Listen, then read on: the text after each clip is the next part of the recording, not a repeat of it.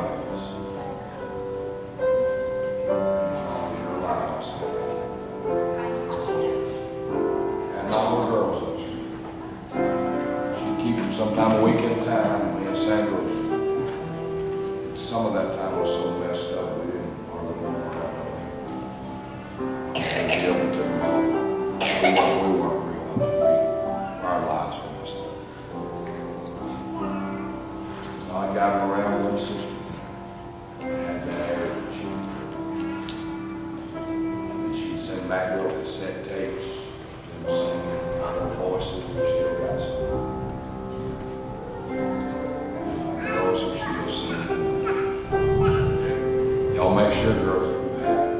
She goes to that. You remind her again. The other one's going on. Oh, she was sweet. They never met somebody else.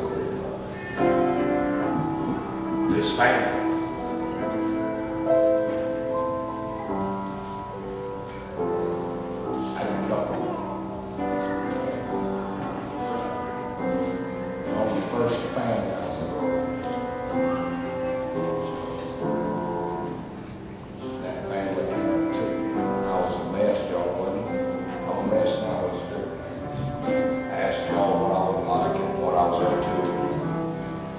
They'd have their family reunions.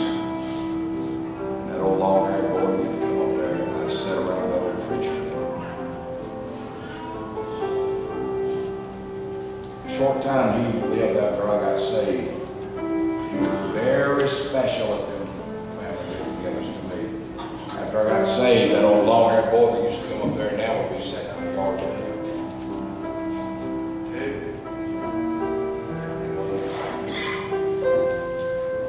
Come by one day, Santa remembers this. He was living at 40 East Newton Road. That old house with the lights pulled the cord down, plastic walls. And he had a way of talking to you that just, you know, not so soft answer, breaking the bone. Just say he could be rough, but he would come by. He put this little guilt trip on me. I got saved, but I just got work and was dirty and everything. He said, called you Hun a lot. He was a man, he called you Hun. He come out of the house that was just about, I just got off of work, fixed to eat, but I was saying, Santa fixed the pot, a bowl of butter, or something. He said, I was on my way over to Calvary. I really need somebody to go over there.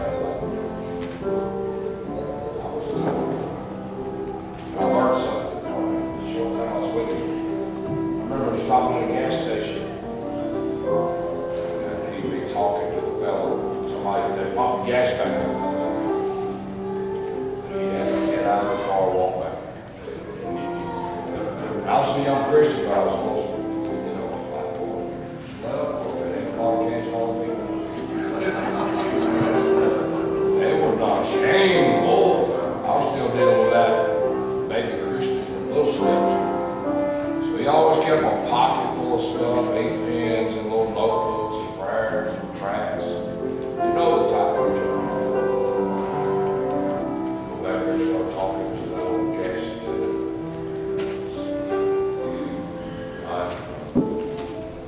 You're not going to talk to someone away to leave.